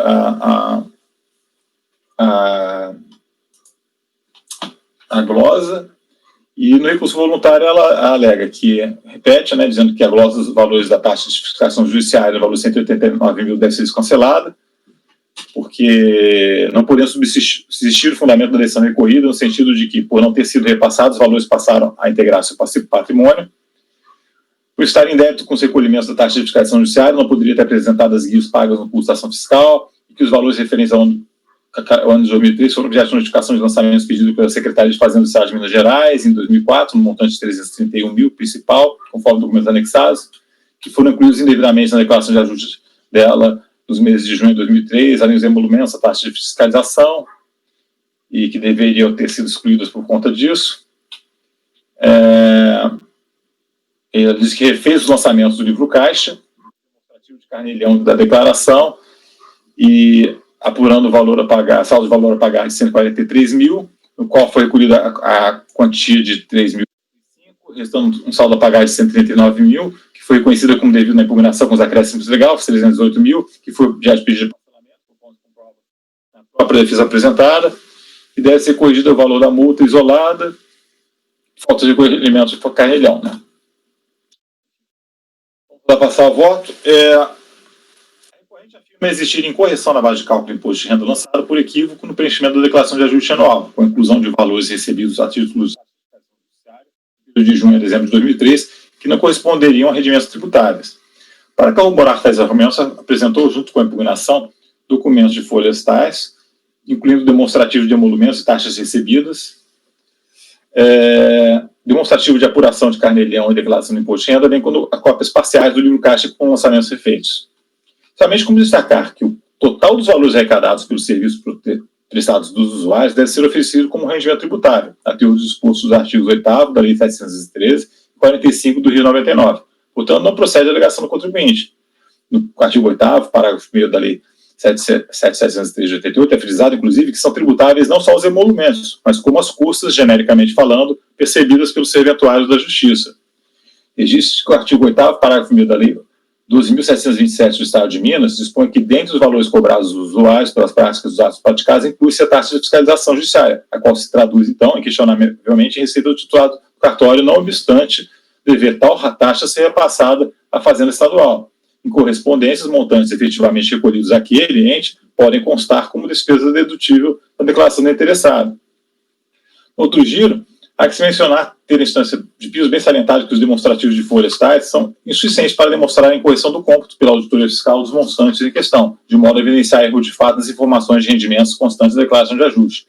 Deveriam ter sido carreadas de maneira organizada e correlacionadas com cada lançamento apontados nos ditos demonstrativos os documentos que suportam, que não se verificou na espécie.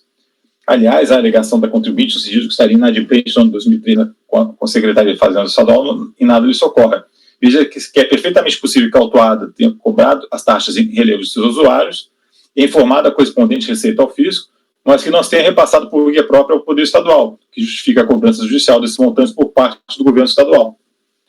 Com relação aos valores de taxa de fiscalização judiciária lançados como despesa no livro caixa do ano calendário de 2003, apresentada a fiscalização, sem a correspondente comprovação do efetivo recolhimento, mostra-se acertada a glosa, conforme o artigo 11 da Lei 713 de 88, né, que coloca aí que os titulares têm que manter a escrituração de receitas, podendo deduzir as despesas de custeio, emolumentos e remuneração paga a terceiros. No particular, a fiscalização constatou que a interessada só repassou ao Estado de Minas, via documento de arrecadação estadual, DAE, dos 334 mil só repassou os 334 mil reais informados no livro caixa como despesa de taxa de fiscalização, ou seja, fez deduções a maior da base de cálculo do imposto de renda no montante de 189 mil, que foi objeto de glosa. Então, por conseguinte, na ausência de documentos comprobatórios do efetivo desembolso das despesas escrituradas, tais valores devem ser glosados, uma vez que somente podem ser deduzidos os valores lançados no livro caixa e lastreados em documentos lastreados em documentos comprobatórios. E quanto ao lançamento da multa isolada, por se tratar de lançamento referente ao exercício 2004, aplicado e dado o exposto no artigo 72 do anexo 2 do regimento interno do CARF, estou aplicando aí a súmula CARF 147, né, que já foi vista, e estou cancelando a multa isolada aplicada em concomitância com multa de ofício. Tá? Então, esse é o voto. Tá? Na verdade, já está dizendo que esses valores aí de taxa, como ela repassa para o governo estadual, não deveriam entrar na base. Não, mas ela pode, ela é receita do cartório da mesma maneira, só que aí abaixo dos custos, no caso, né? Mas não deixa de ser receita do cartório. Tá?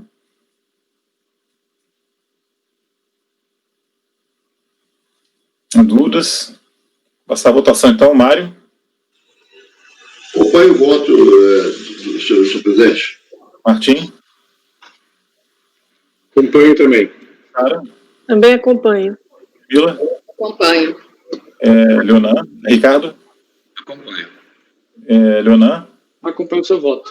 Juliano? Acompanho seu voto, presidente. Unidade de votos aqui, negar provimento de recurso. Aí eu passo já a palavra, a gente encerrou, nesse momento, os julgamentos dos processos que estavam programados para a tarde de ontem, e voltamos aqui agora para amanhã de hoje.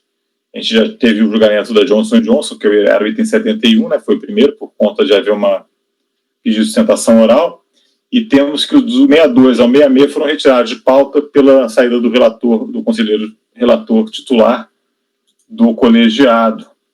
Então, já passa de imediato para o item 67 da pauta, de relatoria do Dr. Martim. Os próximos todos são do Dr. Martim, tá? E fica com a palavra a partir de agora, dos itens 67 até o item 75, todos da temática contribuições previdenciárias. Com a palavra, então, doutor Martim.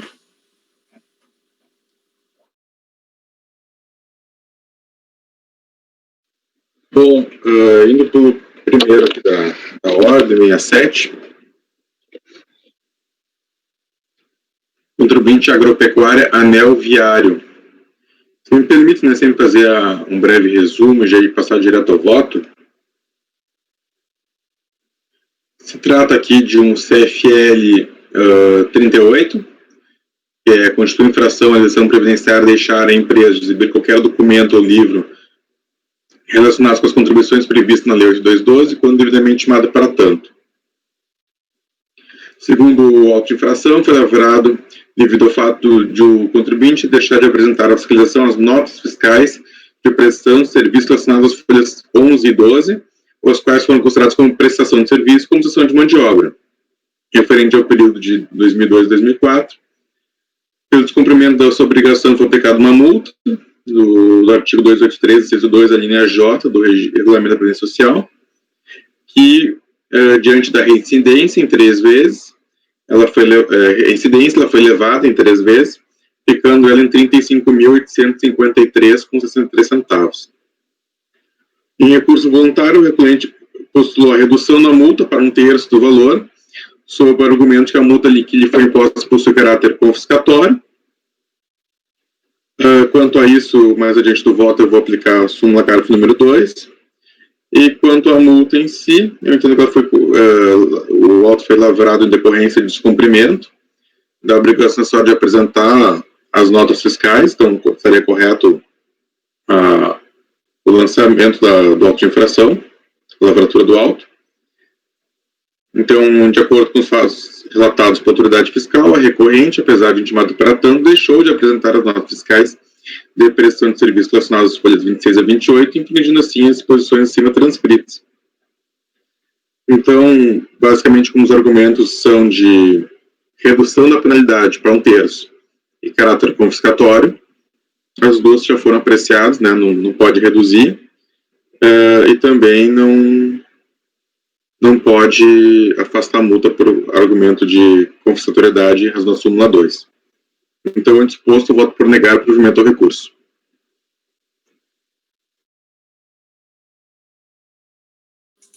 Ok, Martim.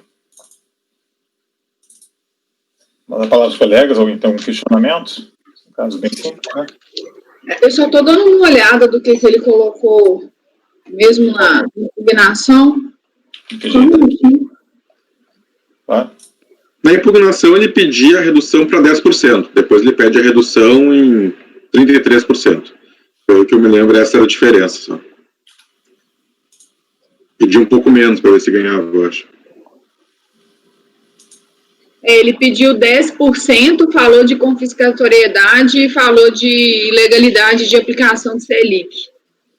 E no RV... Ele não fala da Selic. Não sei se já que você está vendo, eu não vi Selic, mas não seria a súmula 4, né? Deixa eu só...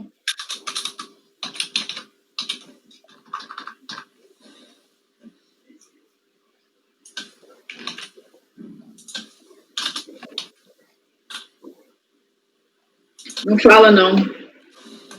Aí ele pede realmente reduzir de 1/3 só e confiscatoriedade. Ele fala que a multa ela está sendo superior à principal.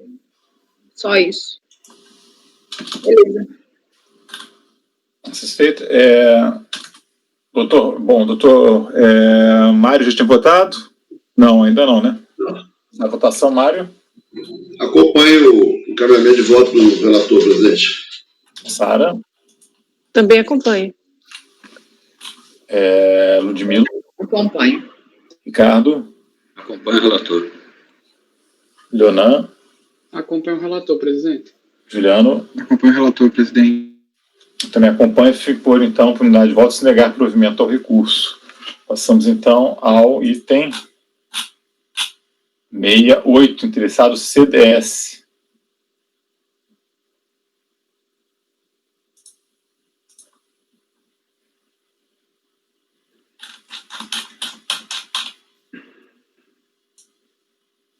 Bom, em relação ao 68, se me permitem ir direto ao voto, aqui também é um caso de CFL 68, tá? No qual a DRJ de origem já havia... perdão. A DRJ de origem teve improcedência da impugnação, tá?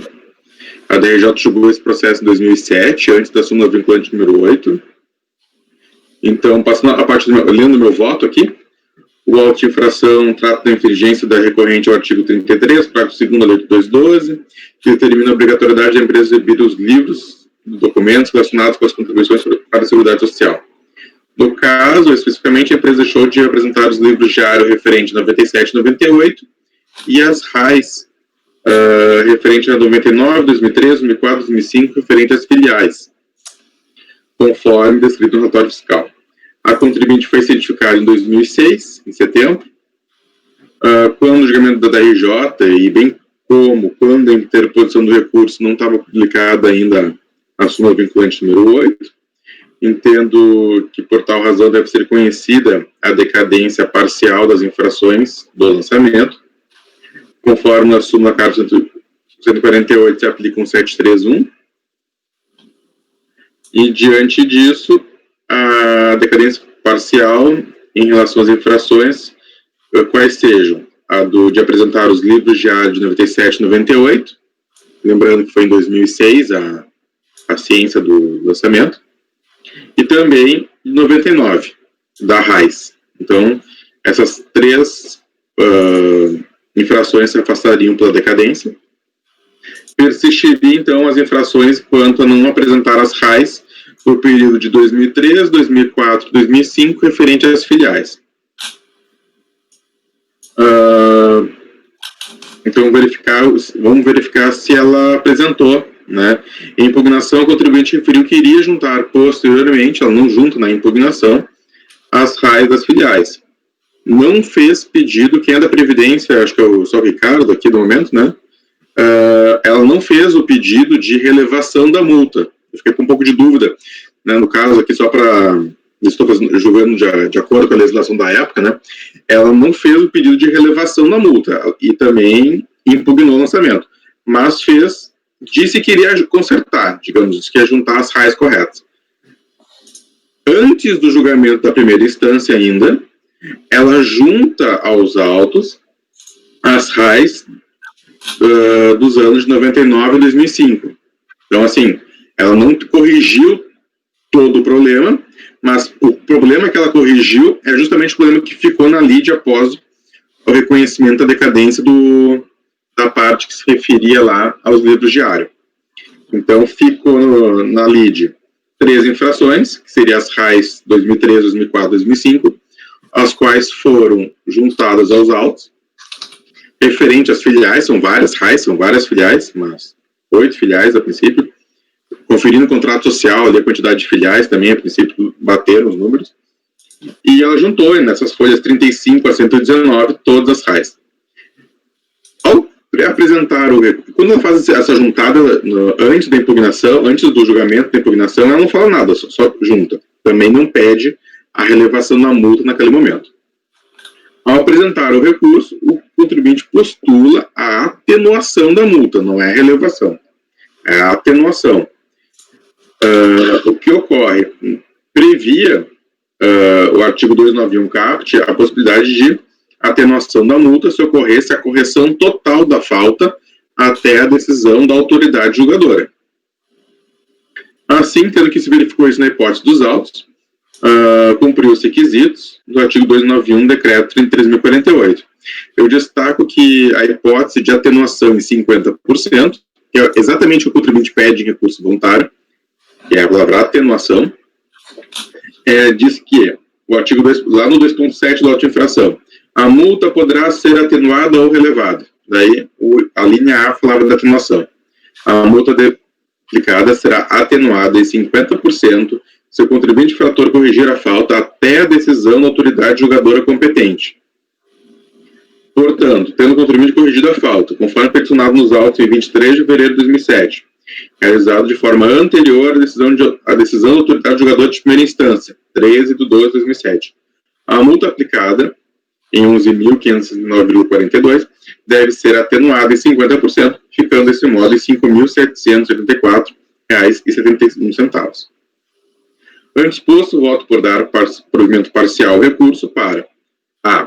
Reconhecer a decadência parcial das infrações de apresentar os livros de área referentes ao período de 97 e 98 em relação anual de informações sociais RAIS do período de 1999 referente às filiais. Item B. Atenuar a multa aplicada em 50%, a qual passa a ser de R$ 5.784,71. É como voto, presidente? A gente já conversou, não é só questão mais um pouco assim de forma, né? Na verdade, a decadência parcial das infrações de apresentar os livros, acho que seria colocar assim, porque na verdade a infração é decorrente de descumprimento de uma obrigação. A gente já conversou isso tantas vezes, mas sempre... Pois eu achei que a redação já ficava dessa forma aqui, né? Na verdade, assim, seria... que, na verdade, assim, a multa em si, você não está reconhecendo a decadência da multa. A infração é a multa, concorda? A infração é a multa aplicada, né? A obrigação acessória é que era de apresentar as RAIs. Ele tinha uma obrigação acessória, que era apresentar lá aqueles documentos, e aquela obrigação, sendo descumprida, gera imputação da multa. E a multa, você não está reconhecendo a decadência da multa. Então, assim, particularmente, eu não colocaria aí mas se quiser deixar, pode deixar, só colocaria assim, reconhecer a decadência da obrigação de apresentar as RAIs, entendeu? Porque ficaria mais adequado. Na verdade, eu acho melhor, mas pode deixar assim, decadência da obrigação de apresentar os livros tais, e atenuar a multa aplicada. Pode ser, não tem problema. Mas, na verdade, nem precisa colocar essa decadência da obrigação, né, de apresentar, porque isso poderia ficar no corpo da fundamentação, tá? Eu acho particularmente melhor deixar só, se poder colocar que houve quanto à obrigação de apresentar, essas já não são mais... Para facilitar, pode ser, então, voto por dar parcial provimento ao recurso para atenuar a multa. Aqui você coloca lá, mas você sempre coloca que realmente você não está reconhecendo decadência da infração, né? Você está reconhecendo a decadência da obrigação, mas aí continua, né? Porque fica um pouco incongruência. Você diz que a multa decaiu, o lançamento do REGP 173. Só ver uma coisinha aqui.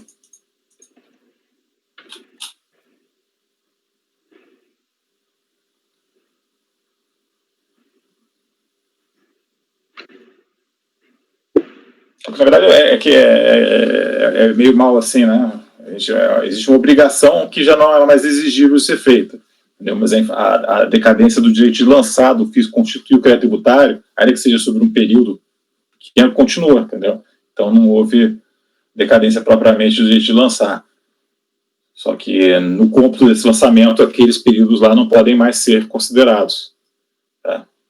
A gente sempre se confunde mesmo, porque é uma questão bem sutil. Ludmila queria falar, por favor, Ludmila.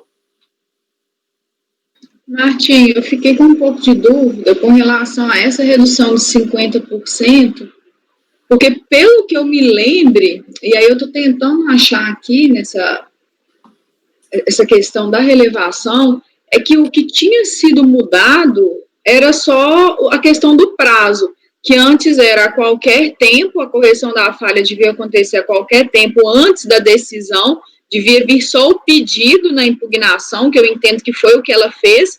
Ela pediu essa relevação e falou que ia juntar depois essa prova, e depois, com uma alteração que teve, essa prova da correção da falha tinha que vir na impugnação.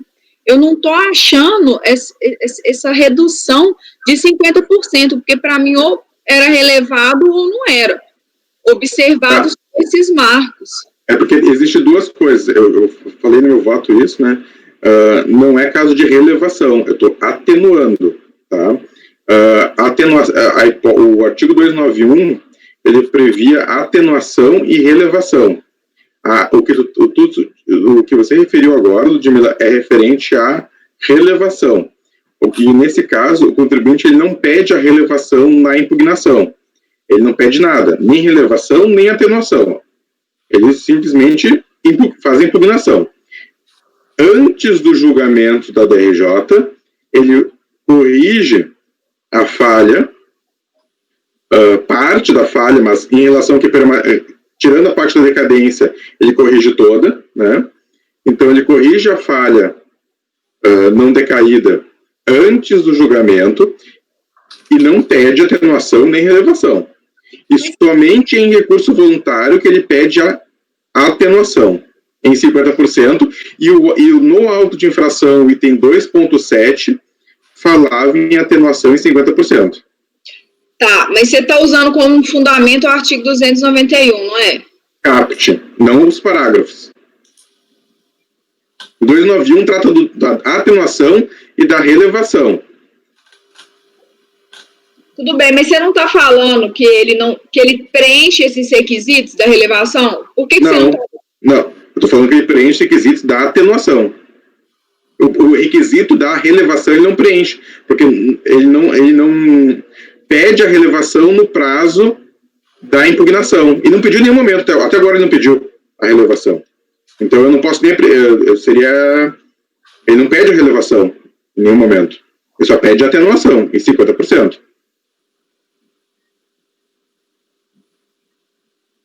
Por isso que eu fiquei com essa dúvida.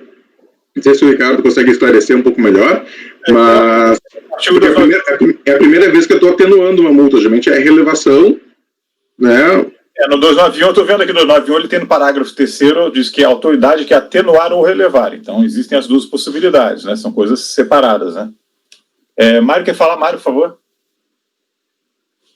Eu acho que clarei para a Ludmila também, e seria interessante citar também, Martim, é o inciso 5º do artigo 292, que ele trata dessa situação da atenuante, justamente no capítulo do 291. Na ocorrência do atenuante, a multa será atenuada em 50%. Tá aí. A base é essa. E realmente o parágrafo 2º, na redação original e na outra, fala que tem que ser pedida a relevação no prazo da impugnação. Ele não pediu, então não é caso de relevação, mas seria, sim, entendo, caso de atenuante.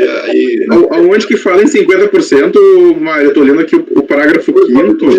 Inciso 5º, 292, foi revogado em 2009. É justamente com a relevação. Então, a base normativa para atenuante por 50% é o inciso 5º. Tá, ok. Mas isso ele não suscita...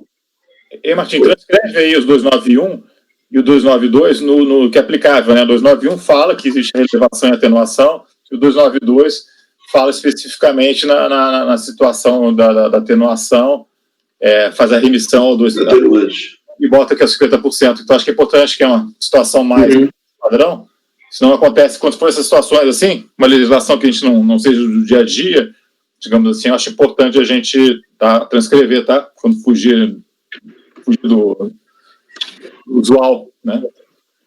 Um segundo ponto, Martim, isso é pedido só em sede recursal, certo? Sim.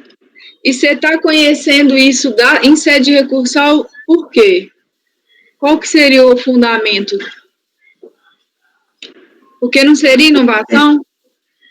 Na verdade, assim, o auto de infração, ele fala que se o contribuinte corrigir a falta, a autoridade jogadora irá relevar a multa em 50%.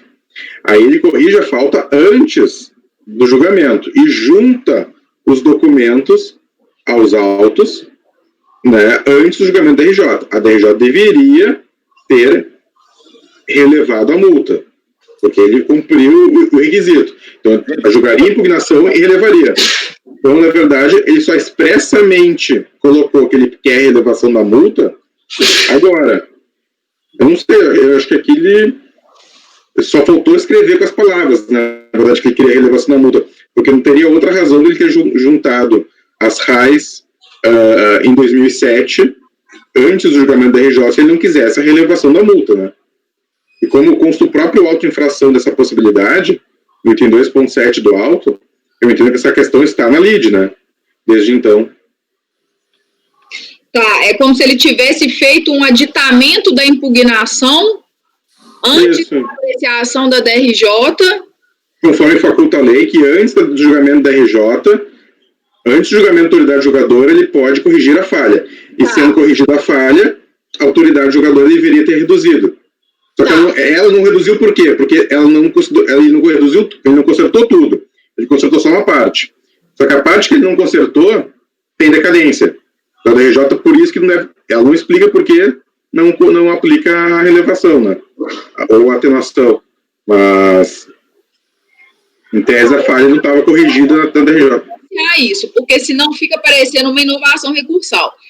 Tendo isso sido apresentado antes, eu acho que realmente a gente não tem essa necessidade desse apego, essa tecnicidade, se ele não fez um pedido expresso, mas juntou, eu consideraria, eu consigo interpretar nesse sentido, mas se tivesse sido só suscitado no recurso, eu tenderia a não conhecer.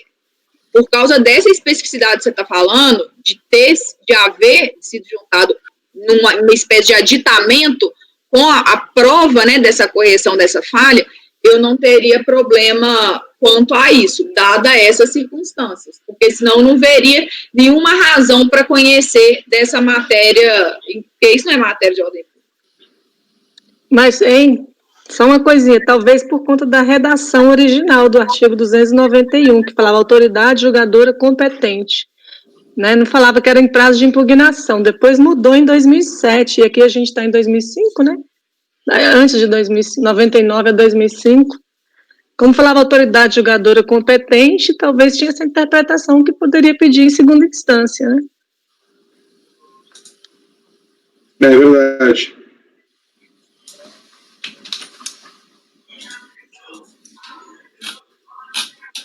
É verdade.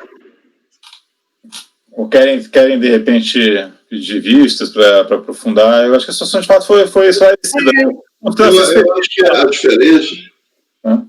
diferença está no parágrafo. O parágrafo primeiro, ele fala, né, tanto na redação original quanto na modificada, ele fala que formular pedido. Então, a relevação demanda pedido. Agora, no caso do CAPT, que é a atenuação, ele não demanda que seja requisitado, seja pedido pelo contribuinte. Então, nós julgamos já a questão de relevação aqui, que deixamos de aplicar, porque o contribuinte não tinha pedido, ou vice-versa, aplicamos porque ele pediu. Nesse caso aí, o CAPT, ele não trata de pedido, ele fala que será relevado. Então, talvez poderia ser aplicado até de ofício. Né? Segundo a atenuante, ter corrigido a falta até a decisão da autoridade competente. Então, a norma ela é imperativa, ela é atenuante se corrigir. E o outro demanda requisição, pedido, né, que é o caso da relevação. Eu acho que está bem encaminhado o voto aí, eu estou tranquilo para votar. Bom, vamos então prosseguir só. Ricardo, por favor. Eu concordo com o que o doutor Mário falou. Realmente precisaria ser pedido apenas se fosse relevação. Ok. Então, só fazendo aquele reparo, né? Então, o dispositivo vai ficar aqui, vai tirar aquela parte da decadência, da obrigação lá, né? Vai ficar um caminhamento da parcial provimento ao recurso para atenuar a multa aplicada em 50%. Mas já tem que tirar o valor, tá, Martim? Sempre tem daquela linha que quanto menos número a gente colocar, melhor, porque se houver algum erro de cálculo, embargos, tá? A não ser que já seja o número pronto lá. Mas tudo que a gente fizer de cálculo, tira. Pode deixar de fundamentação, não tem problema, mas no dispositivo é melhor. E vou passar a votação então, Mário, com o voto. Eu fiquei na dúvida, será que não pode gerar embargos também, porque ele dizer que você não foi manifestada a respeito da decadência que foi tratada no voto? Mas ele pode colocar a decadência. Não, ele tem a decadência. Talvez ele afastar da exigência o período abrangido pela decadência e atenuar a multa. Isso afastar a exigência, a multa. A gente está julgando a multa imputada, né? A multa é fechada, né? A multa é fechada. Fundamentação do voto. Acho que tem que estar na fundamentação do voto. Que aquela obrigação já não era mais exigida para aquele período, mas isso não altera o valor da multa aplicada, que se não vai impactar no valor da multa, né? Eu acho que assim, a gente pode fazer esse assim, né, e daqui a pouco ver se vai dar certo, daqui a uns meses, né, a gente vai descobrir se tem um embargo, senão, eu acho que não vai dar. Incidente e rever, mas eu acho que tem grande chance isso aqui de passar assim, acho que facilita. Se a gente não botar mais a decadência da multa, das obrigações. É muito difícil dar embargo, isso aí, porque não está, né, a lide propriamente não se altera, né, continua a multa incólume. Mas então, tirando isso aí, então acompanha então, né, Mário? Acompanha o voto do relator, presidente. Sara? Também acompanho. Mila? Também. Ricardo? Acompanha o relator. Leonan? Acompanha o relator. Juliano? Acompanha o relator, presidente. Também vou acompanhar e também solicitando ao doutor Martim para transcrever aí os dispositivos legais aplicáveis, tá? Eu botei aqui. Ficou só a referência à infração ficou um pouco confuso, assim, aí vai ficar bem claro para quem adequar. Então, podemos passar então para o 69. Eu acho que deu a hora do intervalo. A Juliano quer falar um negócio aí, né, Juliano? Eu falei agora, hein? Tô ganhado. Previsões aí, hein? Tá certo, então. Vamos voltar 15 para as 11, tá? Beleza? Valeu, Juliano.